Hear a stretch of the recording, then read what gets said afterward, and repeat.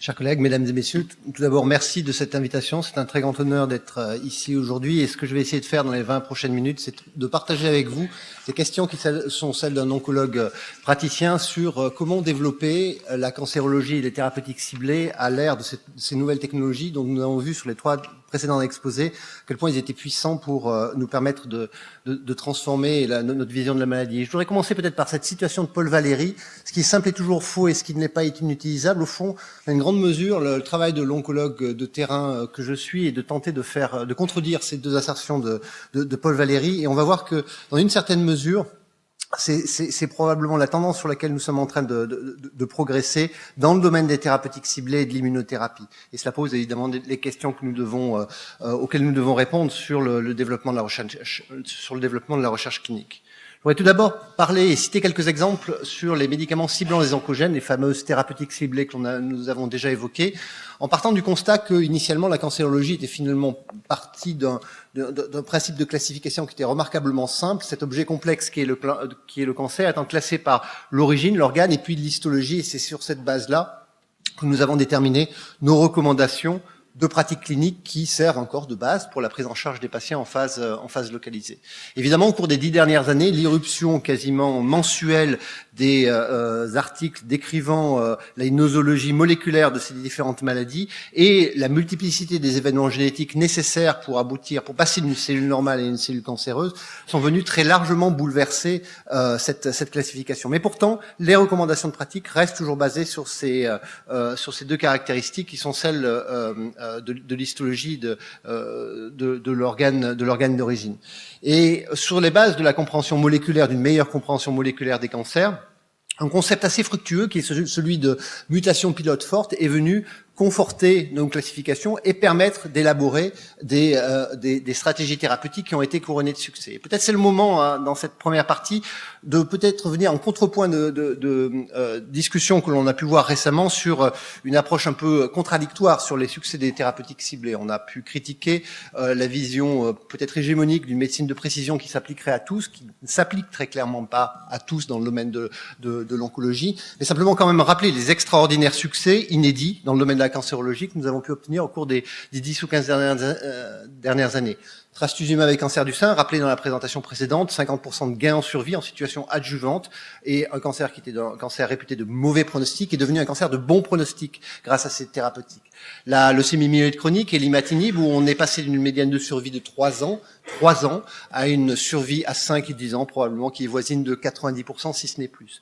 Et l'exemple des GIST, sur lequel je voudrais m'appesantir, qui est un peu plus de mon domaine de spécialité clinique quotidien, sur lequel nous sommes passés pour des patients porteurs de tumeurs stromales gastro-intestinales, c'est la signification du mot GIST, une pathologie qui concerne à peu près 800 patients par an dans notre pays, d'un pronostic vital qui était voisin de 12 à 18 mois il y a une quinzaine d'années, un pronostic vital qui est probablement de l'ordre d'une médiane de survie de l'ordre de 70 mois en phase avancée, avec une proportion importante, on le voit sur cette courbe qui est désormais encore plus mise à jour, de l'ordre d'une trentaine de pourcents de patients en vie sans évolution de leur maladie, alors même qu'il s'agissait d'une maladie incurable il y a peu de temps. Comment en est-on arrivé là? On en est arrivé là par une compréhension fine de la biologie de la maladie. Et tout de suite, on s'est rendu compte que la vision simpliste que les GIST étaient pilotés par cette anomalie moléculaire, qui est l'anomalie moléculaire du gène KIT, est une vision qui ne résistait pas à une analyse plus fine. Il y a de multiples anomalies de mutation du gène KIT, il y a de multiples anomalies d'autres gènes mutuellement exclusifs, d'ailleurs les anomalies moléculaires, qui sont plus ou moins sensibles à ces inhibiteurs de tyrosine kinase. Code bleu plutôt sensible à cet inhibiteur tyrosine kinase, code rouge plutôt résistant. Et ce groupe-là de patients, encore une fois nous parlons d'une pathologie qui est rare, qui n'est pas si rare en situation localisée, correspond probablement à une centaine de patients par an en France. Et pour ces patients-là, en dépit de la courbe de survie que je vous montrais il y a quelques instants, nous sommes exactement à l'ère dans laquelle nous étions au préalable, avant l'irruption de la compréhension de la biologie moléculaire des autres formes de GIST. Donc on a mélangé dans ces maladies GIST des formes moléculaires assez radicalement différentes. Et pour cette forme-là, nous n'avions pas de solution, jusqu'à l'irruption toute récente, puisque c'est des publications qui datent de cette année, qui ne sont même pas encore en publication dans des revues à comité de lecture, des inhibiteurs spécifiquement dédiés à ces anomalies moléculaires qui permettent de contrôler la quasi-totalité des patients, puisque lorsqu'on donne ce traitement, le traitement marche dans quasi 100% des cas et surtout continue à marcher tant qu'on continue à procurer l'inhibiteur aux patients. Donc on voit avec la puissance de l'analyse moléculaire qu'on est capable non seulement de guider le traitement, mais également de comprendre les résistances et l'émergence des résistances à l'intérieur de sous-groupes nosologiques qui paraissaient homogènes. Et cette analyse ne s'arrête pas là, puisqu'on continue à mettre notre microscope sur le gène KIT.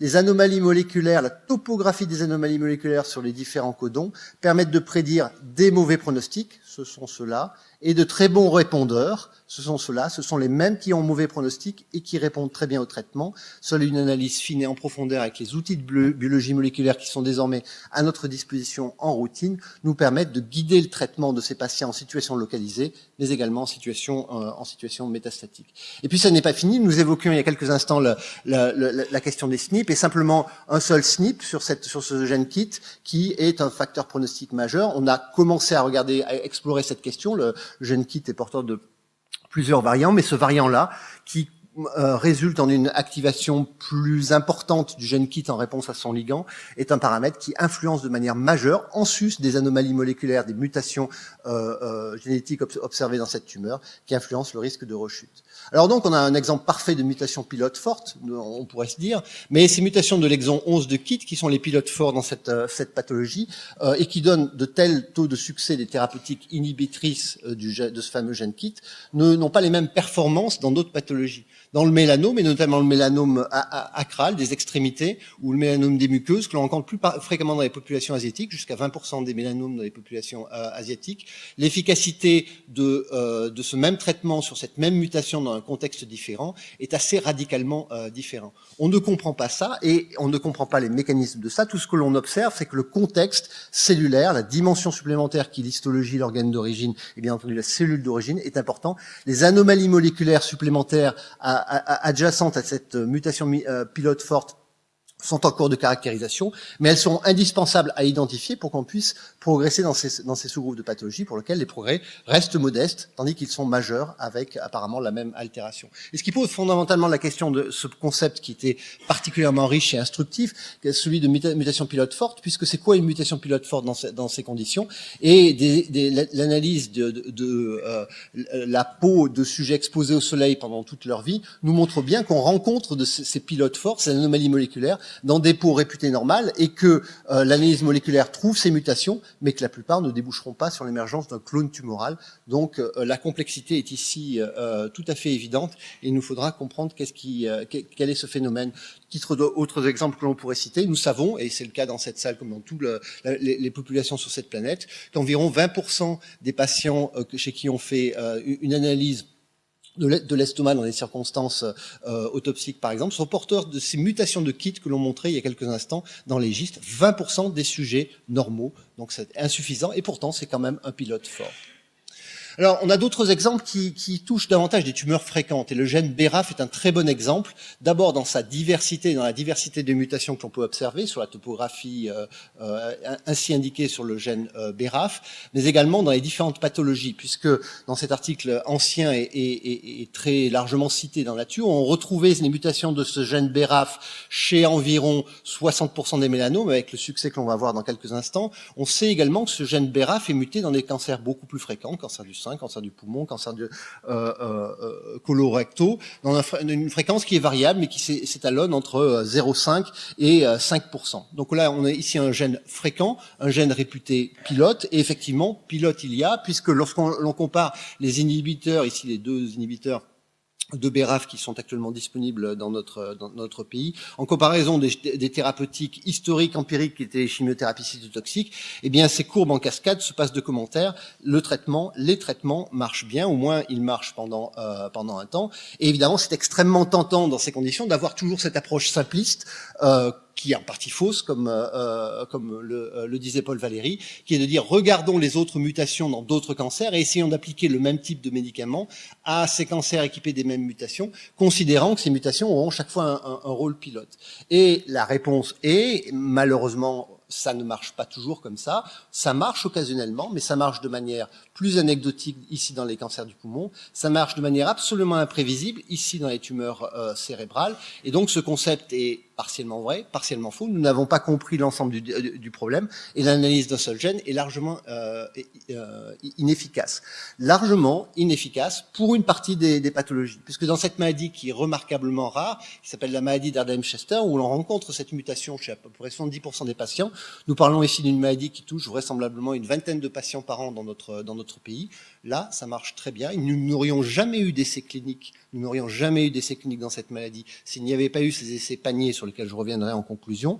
Et là, c'est 100% de contrôle tumoral, du contrôle tumoral tant que la maladie, tant que le patient reçoit le traitement, et du contrôle tumoral sur des zones réputées remarquablement résistantes au traitement d'habitude. Donc on a ici à la fois la richesse de cette stratégie d'identification d'une anomalie pilote forte et des thérapeutiques qui en découlent, et les performances, mais également l'observation que ça ne touche qu'une partie seulement des patients.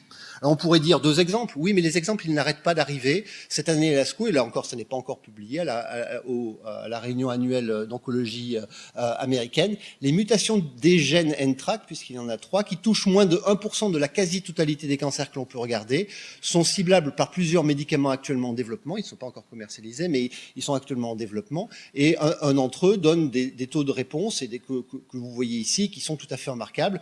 Je rajouterai que ici, nous avons des réponses complètes. La durée de réponse semble également extrêmement prolongée. Mais nous parlons ici d'une petite fraction, moins de 1%, de la quasi-totalité des patients, ce qui nous impose évidemment d'aller prospectivement vers une analyse de ces altérations moléculaires chez quasiment tous les patients, car comment sinon les identifier? Et à titre numérique, c'est intéressant de regarder que sur le centre dans lequel je travaille et j'exerce, parmi lesquels nous avons réalisé plus de 300 analyses, nous n'avons sur les 300 premiers patients pas trouvé une seule mutation. Il fallait quand même continuer puisque les suivants, on en a trouvé et que ça a pu donner les réponses qu'on a vues là. Et quand on parle de réponses, on parle réellement de réponses. Ça c'était avant, ça c'était après. On parle réellement de réponses qui changent la survie de ces patients. Donc ce concept de mutation pilote fort est riche d'enseignements. Quid des mutations pilotes faibles? Car il ne faudrait pas penser que c'est la majorité des patients. Malheureusement, la majorité des patients sont dans ce cas de figure-là. Probablement, Bert Vogelstein le disait d'ailleurs dans un article récent, c'est 10-15% peut-être des cancers humains qui sont affectés de ce type de mutation. La majorité, c'est la somme d'anomalies moléculaires qui est le vrai pilote. Et comment cibler ça? On a peut-être un exemple qui est encourageant, mais qui est encore à développer, avec cette anomalie moléculaire, cet amplicon sur le chromosome 12, qui amplifie 2 suspects habituels, le gène CDK4 et le gène MDM2, 2 oncogènes canoniques, qui jouent un rôle clé dans la prolifération et l'apoptose, et sur lesquels les essais cliniques, preuve du concept, ont clairement démontré 2 choses, en apparence contradictoires. La première, c'est qu'effectivement, avec un inhibiteur de MDM2, on réactive P53, on induit l'apoptose et on bloque l'entrée dans le cycle cellulaire. Et la contradiction, c'est que malheureusement, tout seul, ça ne fait pas grand-chose en termes de volume et la maladie répond ou stabilisée plus exactement pendant une fraction de temps, quelques mois, mais réévolue secondairement. Un seul, ça n'est pas suffisant. Et lorsqu'on bloque l'autre oncogène habituel, ça n'est pas suffisant non plus. Ici, ce sont des semaines, 4 mois de médiane de survie sans progression, ça n'est guère satisfaisant. Peut-être ici un premier exemple dans lequel ça ne sera pas un inhibiteur sur une cible, une combinaison de 2 inhibiteurs. On est ici dans l'étude de phase 1 et est en train de se faire, il y a plusieurs études de phase 1 qui sont en train de se faire, qui combinent 2 médicaments. Et là, on voit arriver des réponses de très grande qualité, comme celles qu'on a pu voir. C'est tout à fait préliminaire, mais c'est encourageant au même titre que celles que l'on a pu voir. Peut-être que donc la complexité en avance en combinant les traitements. Quoi qu'il en soit, il est clair à ce stade que nous ne savons pas définir avec précision ce qu'est un driver, un pilote fort, alors que son concept a été très fructueux.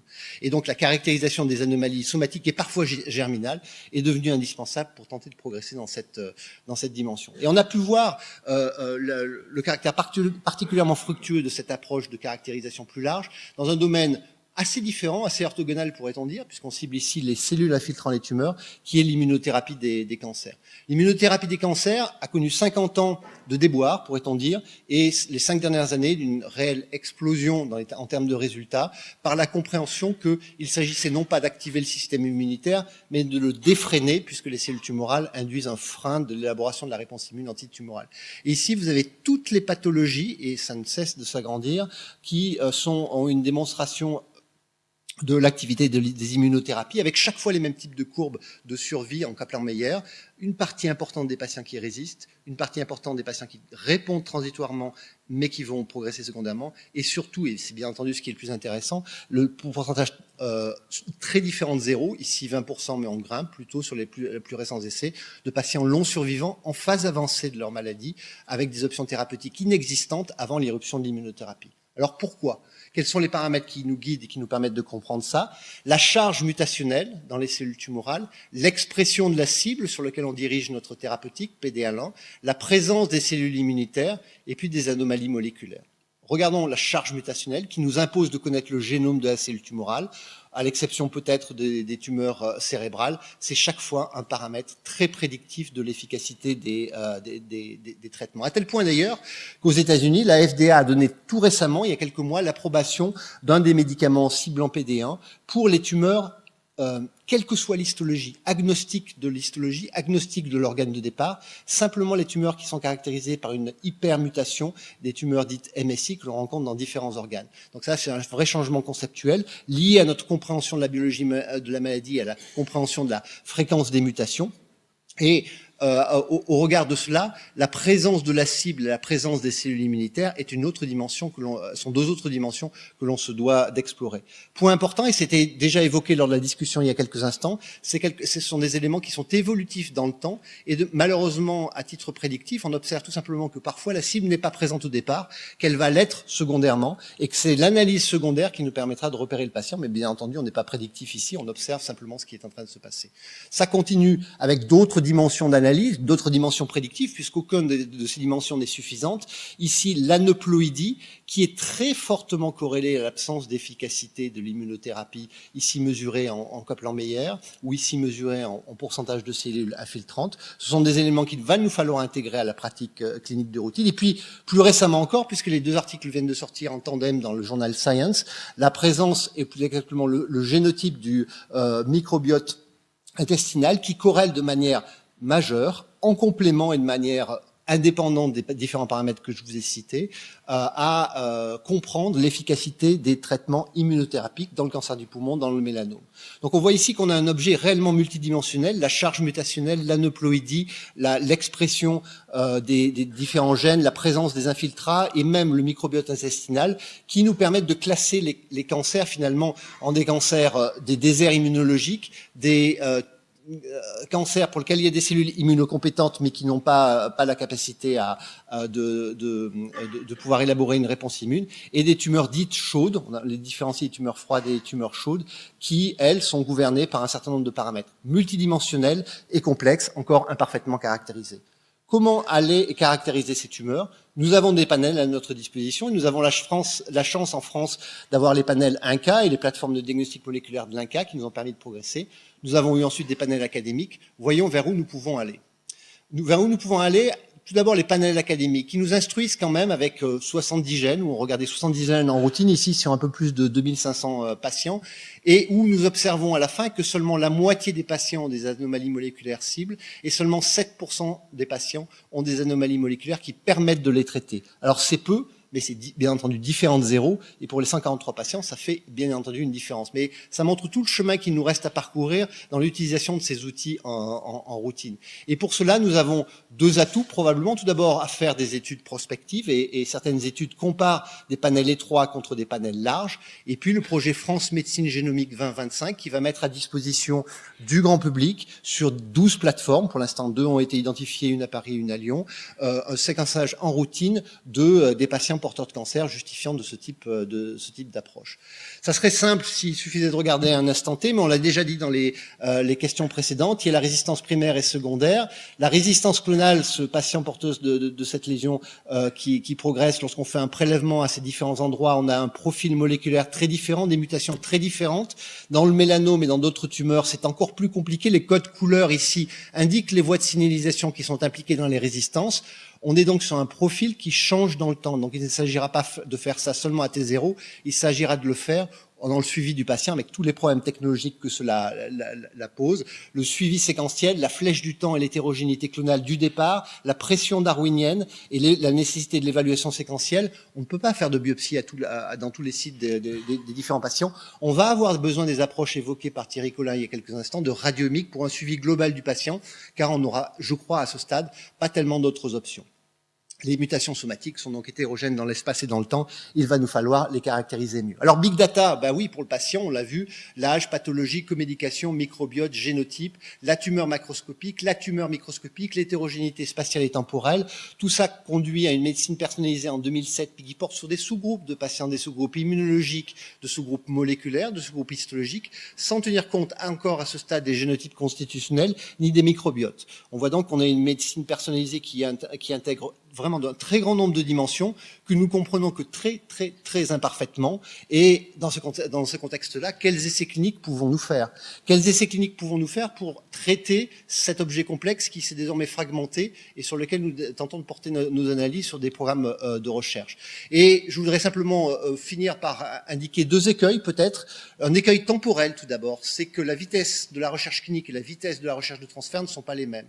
Cet article-là, il datait de 2002. Cet essai-là, il a démarré peu de temps après. Il a conclu en 2014. Entre 2002 et 2014, les outils n'ont plus rien à voir, nous le savons bien. Or, pourtant, les outils actuels nous amènent à reclassifier la nosologie des patients de manière beaucoup plus précise. Comment régler ce problème-là? Eh bien, la méthodologie des essais cliniques doit évoluer à travers des essais dits basket, panier, un gène, plusieurs histologies, des essais dits parapluie, une histologie, plusieurs gènes, et probablement, dans le futur, des essais pieuvres, une seule étude et des bras multiples. Les essais doivent être donc nationaux, mais aussi multinationaux, car on n'y arrivera pas, et on a beaucoup de chance, encore une fois, en France, d'avoir l'INCa. Et pour reprendre donc une diapositive qui a déjà été montrée sous une autre forme, je pense qu'il est important ici de finir peut-être par la citation de Winston Churchill. Ce n'est pas la fin, ce n'est même pas le début de la fin, mais c'est probablement la fin du début, puisque nous avons compris ce que nous ne comprenions pas. C'est le futur de la médecine moléculaire du cancer qui est en pleine croissance, et que l'intégration de ces nouvelles technologies n'est même plus une question, c'est une nécessité, et c'est la complexité et l'application de ces outils qui va être le point clé, avec bien entendu l'intégration de la bioinformatique et la nécessité de nouveaux paradigmes en recherche clinique. Je vous remercie.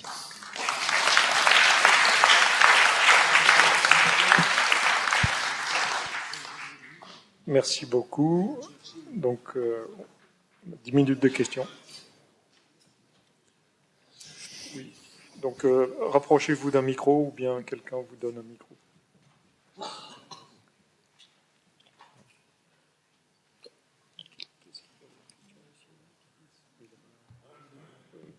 Oui, allez-y. Là-bas, ce monsieur. Yann Goodwell, École Polytechnique et conseiller scientifique à l'Institut National du Cancer. Votre intervention est extrêmement complexe à comprendre, mais j'ai tiré de tout ce que vous avez dit un point fondamental qui me semble fondamental. Et vous êtes passé très rapidement là-dessus.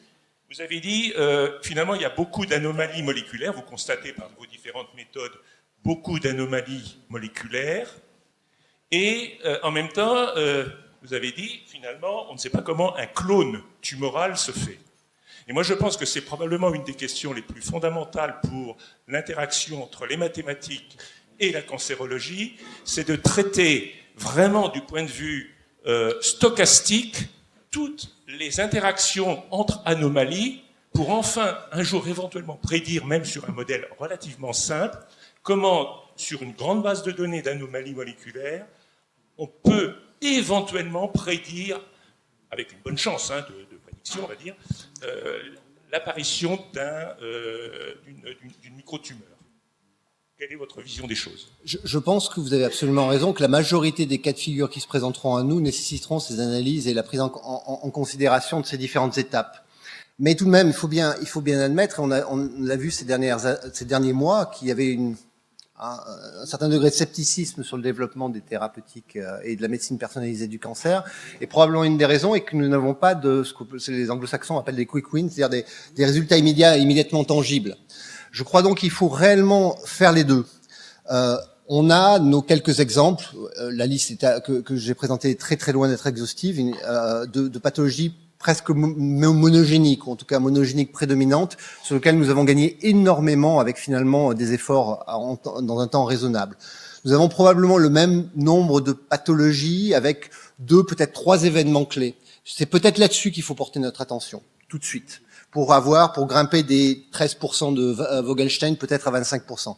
Et ensuite, eh bien, nous aurons les 50%, si ce n'est plus, de très grande complexité. Alors, peut-être que l'immunothérapie qui ne se pose pas ces questions-là, en ce sens-là, mais qui exploite justement la différence et les anomalies, la charge en anomalies, nous permettra de contredire cette assertion. Mais je crois en tout cas que dans le domaine des thérapeutiques ciblées, on est obligé de tenter de simplifier si on veut espérer être efficace à relativement court terme. Mais le futur, vous avez raison, c'est l'intégration de tout ça. On a vu, ce que j'ai compris de la présentation précédente, c'est que dès qu'on faisait 2 déjà, ça faisait un nombre de variables combinées qui dépassait nos ordinateurs. Donc, de ce côté-ci, oui, allez-y. Patrick Netter ou...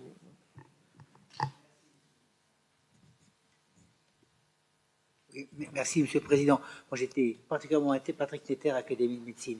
J'étais particulièrement intéressé par votre présentation. J'ai trouvé tout à fait remarquable et qui montre bien l'évolution de cette médecine qui est de plus en plus interdisciplinaire et qui va devoir associer de plus en plus des médecins, des thérapeutes en particulier, des cancérologues, mais également des mathématiciens, des informaticiens, etc. Et vous l'avez parfaitement démontré. Alors moi, ce que je voudrais vous demander, c'est pour vous, quelles sont les principales étapes qu'il faudrait faire si on était des décideurs en termes de recommandations, à la fois sur le plan organisationnel au niveau de la recherche, c'est-à-dire qu'est-ce qu'il faut faire pour aller encore plus vite au niveau de la recherche, où est-ce que nous avons les structures suffisantes, où est-ce qu'il faut augmenter les moyens et les équipes. Et puis deuxièmement, au point de vue thérapeutique, comment faire? Faut-il avoir des centres qui assurent la coordination en réseau? Comment vous voyez les étapes pratiques de ces prochains mois ou de ces prochaines années sur le territoire national? Sur notre territoire, je pense qu'on est en assez bonne voie sur un certain nombre, voire en tête sur un certain nombre de points clés. Et le plan France Médecine Génomique 2025 en est un. On va récupérer une avance très considérable qu'on avait déjà eue avec les plateformes de caractérisation moléculaire. Je pense que les différentes étapes qui ont été évoquées par les intervenants précédents, la construction de bases de données intégrées à partir des dossiers patients informatisés, vont également être source d'informations. Peut-être, encore une fois, j'ai particulièrement aimé, il faut poser une question étroite avec ces bases de données et arriver à trouver de nouvelles entités nosologiques. Maintenant, il y a un autre élément qui est donc financer ces analyses, ces constructions de bases de données agrégées à partir de différentes sources me paraît un élément important. Il y a un autre élément important, mais qui peut être là, cette fois-ci, plus un boulet que l'on a dans notre pays, c'est la relative lenteur à l'installation de la recherche clinique actuellement. On observe un processus qui est beaucoup plus lent qu'il y a peu d'années et qui nous fait un peu rétrograder dans les pays avant leaders en recherche clinique, en tout cas dans le domaine qui est le mien, qui est celui de la cancérologie, et sur lequel nous devrions porter notre attention avec des exigences de temps. Quel délai faut-il pour qu'une étude puisse être activée dans des délais raisonnables? Le temps joue contre nous. Pierre Corvol. Oui, merci. Je voulais vous poser une question parce que vous avez dit, si j'ai bien compris, que des mutations fortes, quand on examine sur leur présence ou non dans certaines lésions à l'autopsie, on ne découvre pas pour autant une transformation cancéreuse. Bien, et ceci me rappelle une présentation par David Edbetter sur les premiers 100 000 patients qui ont été séquencés avec un whole exome sequencing dans la région de Pennsylvanie, et on a trouvé des mutations qui étaient pathogènes, mais clairement pathogènes, et qui auraient dû entraîner, et c'est quand même une fréquence de 2 à 4%, ce qui n'est pas du tout négligeable. Alors, ce que je me demandais, c'est est-ce qu'il y a des mutations qui vont contrebalancer modifications épigénétiques, mutations somatiques, mutations germinales, qui vont contrebalancer, si vous voulez, l'expression de la mutation théoriquement pathogène. Et est-ce que, avec les données que vous avez, ce genre de piste, en quelque sorte, pourrait être utilisé? C'est vraiment quelque chose qui est bon. Dans l'exemple des GIST que j'ai évoqué, c'est même 20%, puisque 20% d'entre nous avons des mutations de KIT dans des micro-GIST dans nos estomacs. Et bien entendu, c'est une maladie qui est exceptionnelle à l'échelle de la nation et de cette planète. Les quelques éléments qui nous ont permis de progresser dans cette question nous disent que la génomique de ces tumeurs n'est pas si fondamentalement différente que l'on espérait de celle vraiment des cancers. Donc c'est où les freins qui font que et bien je pense que c'est un champ d'exploration qui est absolument majeur, mais qui est difficile parce que ce ne sont pas des patients, c'est nous.